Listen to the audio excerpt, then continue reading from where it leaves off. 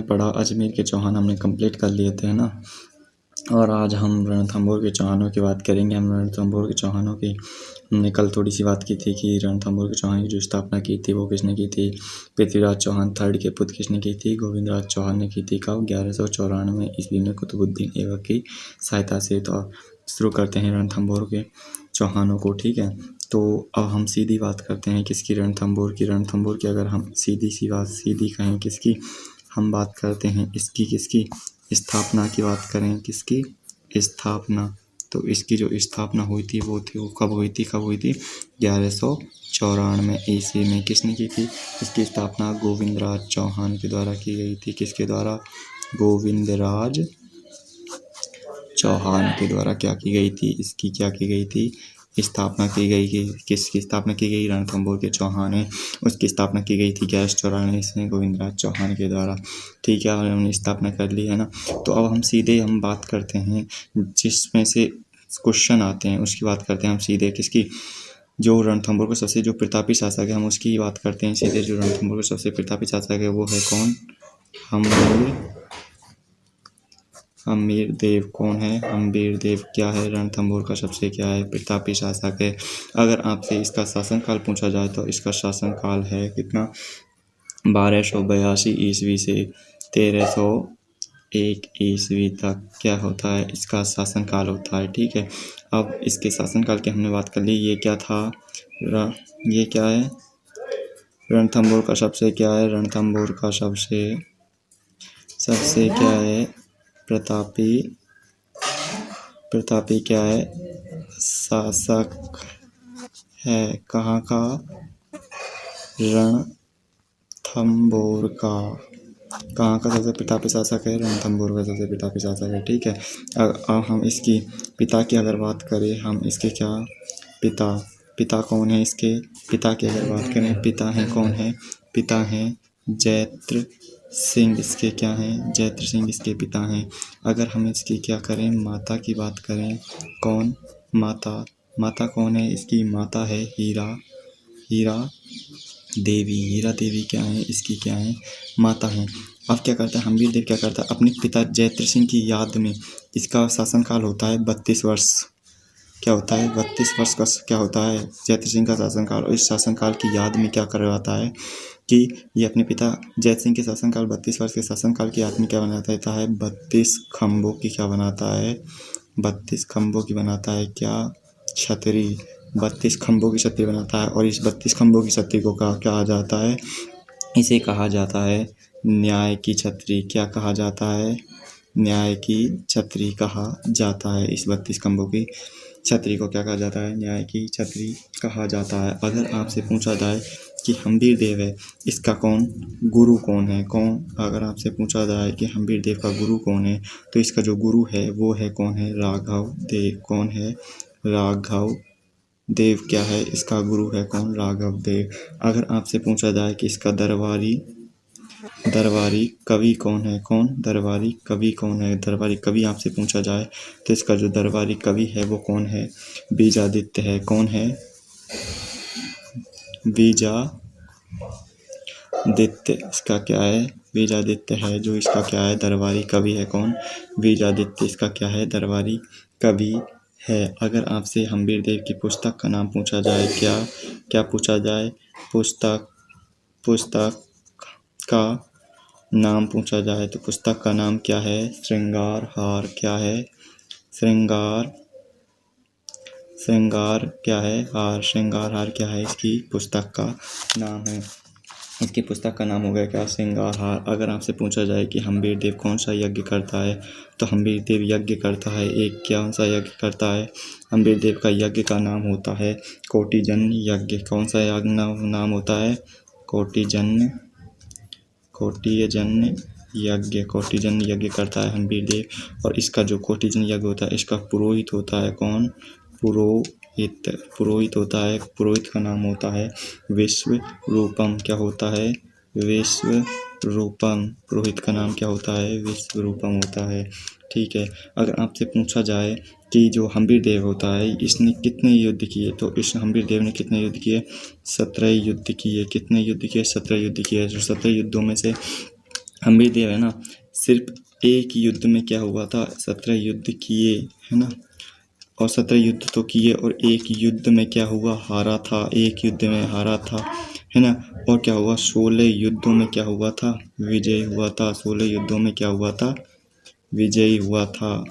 16 युद्धों में क्या हुआ था, विजयी हुआ था। कौन, हम्बीर देव। अगर आपसे पूछा जाए कि हम्बीर देव की जानकारी कहाँ से मिलती है, जानकारी ग्रंथ कौन से हैं हम्बीर देव के, तो हम बताएंगे आपको हम्बीर देव की क्या जानकारी ग्रंथ, क्या जानकारी ग्रंथ हम बताएंगे किसके, हम्बीर देव के जो जानकारी ग्रंथ हैं वो कौन कौन से हैं। तो हम सबसे पहले बात करते हैं हम्बीर किसकी, हम्बीर महाकाव्य की। किसकी, हम्बीर महाकाव्य। अब आपके मन में ये विचार आ रहा होगा कि हम्बीर महाकाव्य के लेखक कौन है, तो इसके रचयिता हैं कौन, नैनचंद सूरी। कौन, नैनचंद सूरी इसके क्या हैं, रचयिता हैं हम्बीर महाकाव्य। और फिर हम बात करते हैं हम्बीर हट्ट की। हम्बीर हट्ट और क्या, सृजन चरित्र। हम्बीर हट्ट और सृजन चरित्र से, हम्बीर हट्ट और सृजन चरित्र से भी इसकी क्या है, जानकारी मिलती है। और इसके लेखक हैं दोनों के चंद्रशेखर। कौन है, चंद्रशेखर इसके क्या हैं, लेखक हैं। किसके, हम्बीर हट्ट और सृजन चरित्र के लेखक कौन है, चंद्रशेखर हैं। ठीक है। और हाँ, अगले हम बात करें और अगले ग्रंथों की, तो इसके और ग्रंथ हैं। कौन है, हम्बीर रासो है। इसको 2 बार रचा गया था, एक बार तो लिखा गया था। सारंगधर ने लिखा था।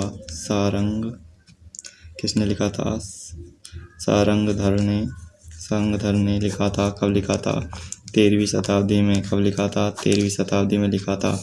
और फिर इसको दूसरी बार लिखा था, दूसरी बार जो हम्बीर रासो लिखा गया था वो था जोधराज ने लिखा। किसने लिखा, जोधराज ने लिखा। कब लिखा था, ये लिखा था 18वीं। कहीं रह गए, हमने बात कर ली यहाँ तक। अब मैं आपको एक बार इसको रिपीट कर देता हूँ। क्या, इसको मैं एक बार आपको रिपीट कर देता हूँ जिससे आपके ये पूरा याद हो जाए। ठीक है। तो हम आज पढ़ रहे थे किसको, रणथंभौर के चौहानों को पढ़ रहे थे। इसकी स्थापना 1194 ईस्वी में गोविंदराज चौहान द्वारा की गई थी। इसका जो सबसे प्रतापी शासक है वो हम्बीर देव है। और इसका अगर आपसे शासनकाल पूछा जाए तो 1282 ईस्वी से 1321 ईस्वी तक इसका शासनकाल रहता है। ठीक है। सबसे प्रतापी शासक होता है रणथंभौर का। ठीक है ना। अगर आपसे हम्बीर देव के पिता के बारे में आपसे पूछा जाए तो कौन है, पिता जयद्रथ सिंह है इसके पिता। इसका माता का पूछा जाए तो माता का नाम हीरा देवी है। और इसके जो पिता हैं उसका शासनकाल 32 वर्ष का रहता है। 32 वर्ष के शासनकाल की याद में 32 खंभों की छतरी बनाता है कौन, हम्बीर देव पिता के साथ। और इस 32 खंभों की छतरी को न्याय की छतरी कहा जाता है। अगर हम्बीर देव के आपसे गुरु के बारे में पूछे तो गुरु राघव देव है। अगर आपसे दरबारी कवि पूछा जाए तो कौन है, बीजादित्य इसके दरबारी कवि है।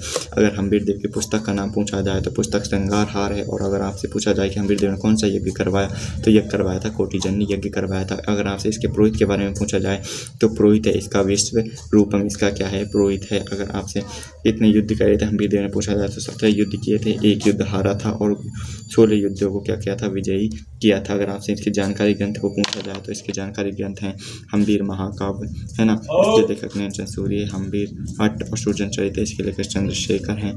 हम्बीर रासो जिसका सारंगधर है जो 13वीं शताब्दी में लिखा था इसने सारंगधर। फिर जोधराज था जिसने 18वीं शताब्दी में लिखा था। हम्बीर रासो के रचयिता हैं सारंगधर और जोधराज।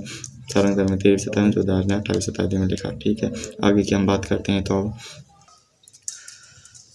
अब हम बात करते हैं किसकी, रणथंभौर दुर्ग की बात करते हैं। रणथंभौर दुर्ग से आपसे पूछा जाए कि इसका प्रवेश द्वार क्या है, क्या रणथंभौर दुर्ग का आपसे पूछा जाए कि प्रवेश द्वार कौन सा है, प्रवेश द्वार का नाम क्या है, यानी कि प्रवेश द्वार का नाम आपसे पूछा जाए तो प्रवेश द्वार का नाम है नौलखा दरवाजा। क्या नाम है, नौलखा दरवाजा। क्या नाम है, नौलखा दरवाजा नाम है किसका, इसका जो वो है ना, क्या जो रणथंभौर दुर्ग है उसका जो प्रवेश द्वार है उसका नाम नौलखा दरवाजा है। अगर आपसे पूछा जाए रणथंभौर दुर्ग में क्या है, अगर रणथंभौर दुर्ग में क्या है, त्रिनेत्र गणेश मंदिर भी है। क्या है, त्रिनेत्र गणेश मंदिर। क्या है, त्रिनेत्र गणेश मंदिर भी है। क्या है, त्रिनेत्र गणेश मंदिर कहाँ पर है? रणथंभौर के अंदर त्रिनेत्र गणेश मंदिर है, ये 3 नेत्रों का गणेश मंदिर है। और क्या है, इसी रणथंभौर दुर्ग में क्या है, सुपारी महल भी है। क्या? सुपारी महल। सुपारी क्या है? सुपारी महल भी इसी रणथंभौर दुर्ग के अंदर है। और आपसे ये रणथंभौर दुर्ग ऐसा दुर्ग है जिसमें क्या, जिसमें मस्जिद, क्या, मस्जिद, मंदिर और चर्च तीनों क्या हैं, इस एकमात्र ऐसा दुर्ग है रणथंभौर दुर्ग जिसमें मस्जिद भी है, मंदिर भी है और चर्च भी है। क्या है, ये तीनों हैं किसमें, रणथंभौर दुर्ग में। और इस रणथंभौर दुर्ग के अंदर क्या है, कुत्ते की छतरी भी है। कुत्ते की क्या है, कुत्ते की छतरी, क्या, छतरी भी है, कुत्ते की छतरी भी है। क्या, रणथंभौर दुर्ग में क्या क्या है, प्रवेश द्वार, नौलखा दरवाजा है, गणेश का त्रिनेत्र गणेश का मंदिर है, सुपारी महल है, मस्जिद, मंदिर और चर्च तीनों हैं इसके अंदर, कुत्ते की छतरी भी है। ठीक है। और हम बात करते हैं अब हम्बीर देव की। हम्बीर देव का क्या करता है, हम्मीर देव है ना, हम्मीर देव है ना, ऐसा होता है हम्बीर देव। तो इसके समकालीन दिल्ली का होता है कौन, दिल्ली, हाँ दिल्ली का होता है कौन, जेके, कौन, जेके मतलब जलालुद्दीन खिलजी। कौन, जलालुद्दीन खिलजी होता है। कौन होता है, जलालुद्दीन कौन, खिलजी, जलालुद्दीन खिलजी होता है। कहाँ का, दिल्ली का शासक। लेकिन हम एक बात भूल गए, रणथंभौर दुर्ग की आपसे पूछा जाए कि रणथंभौर दुर्ग है, इसकी आपसे पूछा जाए कुंजी क्या है, क्या आपसे पूछा जाए रणथंभौर दुर्ग की क्या कुंजी पूछी जाए ना आपसे, रणथंभौर दुर्ग की कुंजी क्या है, तो आप कुंजी बता देना क्या है। कुंजी है इसकी झाइन दुर्ग। क्या, झाइन दुर्ग। कौन सी, झाइन दुर्ग है, जो क्या है, रणथंभौर दुर्ग की क्या है, कुंजी है। झाइन दुर्ग को क्या कहा जाता है, झाइन दुर्ग को कहा जाता है क्या, श्रीपंथ दुर्ग भी कहा जाता है। क्या कहा जाता है, श्रीपंथ दुर्ग भी कहा जाता है। क्या कहा जाता है, श्रीपंथ दुर्ग कहा जाता है किसको, जैन दुर्ग को। जैन दुर्ग क्या है, रणथंभौर दुर्ग की क्या है, कुंजी है। अब कुंजी क्या होती है ना, ये हमको बताते हैं कि रणथंभौर कुंजी क्या होती है ना। कुंजी कहते हैं जैसे कोई दुर्ग है, जैसे कि ये हमारा दुर्ग है ना, ये हमारा दुर्ग हो गया रणथंभौर का दुर्ग, और ये हमारा दुर्ग हो गया कौन सा, इसकी, ये हमारा झाइन का दुर्ग है। यानी कि अगर आपको इस दुर्ग पर जाना है ना, तो इस दुर्ग पर को पहले इस दुर्ग पर आगमन होगा, फिर इस दुर्ग पर से हमें इस दुर्ग पर पहुंचना होगा। ठीक है, तो ये होगा हमारा कौन सा दुर्ग, झाइन दुर्ग। कौन सा, झाइन दुर्ग। और ये कौन सा है, रणथंभौर, रणथंभौर का दुर्ग हो गया। ठीक है, अगर इस पर आक्रमण करना है तो पहले इस पर आक्रमण करना पड़ेगा। तो क्या करता है कि जो शासक होता है वो अपनी कुछ सेना को यहाँ पर रख देता है। अगर जो दुश्मन होता है वो आक्रमण करता है तो पहले उसको इस दुर्ग को जीतना होगा, इस दुर्ग को जीत लेता है तो उस दुर्ग को जीतना फिर इसको आसान हो जाता है थोड़ा सा ना।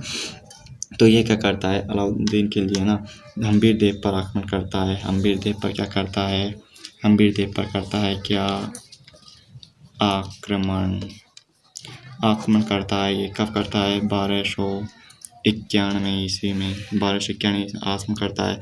आक्रमण सबसे पहले किस पर करेगा, आक्रमण करेगा सबसे पहले इस झाइन दुर्ग पर करेगा, इस झाइन दुर्ग पर आक्रमण होगा। ठीक है, तो इस झाइन दुर्ग पर आक्रमण होगा।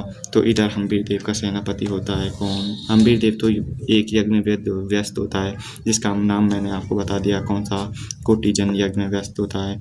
तो इसका कौन होता है, सेनापति होता है। सेनापति कौन होता है, सेनापति का नाम होता है गुरदास सैनी। कौन, गुरदास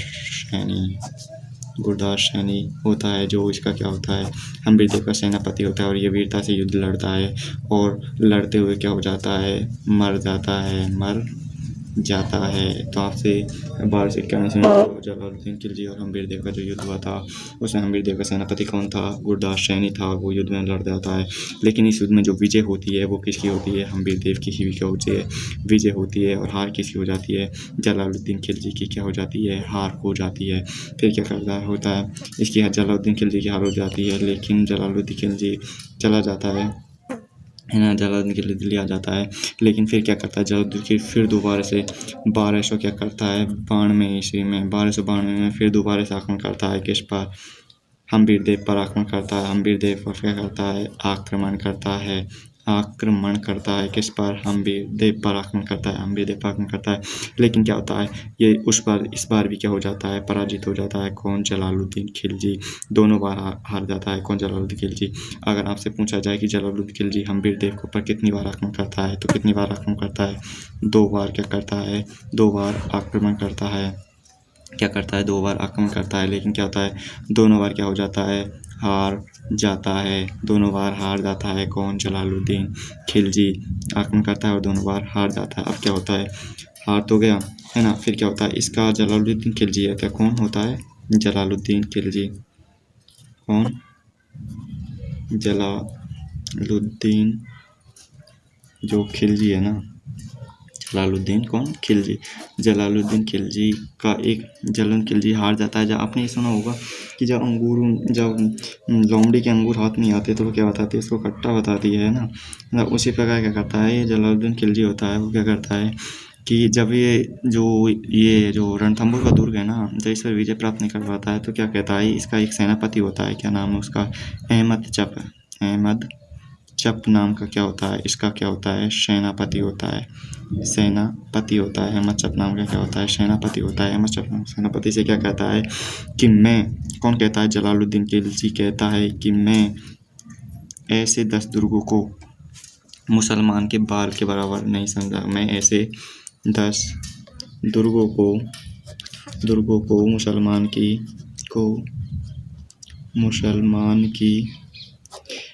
मुसलमान के एक बाल के बराबर नहीं समझता। एक बाल के बराबर नहीं समझता। आपको पता हार जाता है। हारने के बाद कुछ तो कहना पड़ेगा ही अपनी बेइज्जती को बचाने के लिए। तो क्या कहता है जलालुद्दीन खिलजी कि किससे कहता है? अब क्वेश्चन पूछा ऐसे जाएगा कि जलालुद्दीन खिलजी ये किससे कहता है कि मैं रणथंभौर जैसे 10 दुर्गों को मुसलमान के एक बाल के बराबर नहीं समझता? किससे कहता है? अपने सेनापति अहमद चप से कहता है। और इस जलालुद्दीन खिलजी की है ना मृत्यु की अगर हम बात करें तो फिर इसकी मृत्यु है ना, जलालुद्दीन खिलजी की मृत्यु हो जाती है कब? 1296 ईस्वी में। मृत्यु कैसे होती है? इसकी मृत्यु है ना, इसका एक भतीजा होता है। इसका भतीजा होता है। कौन? भतीजा या कह सकते हैं या दामाद कह सकते हैं। क्या दामाद? कौन होता है? AK।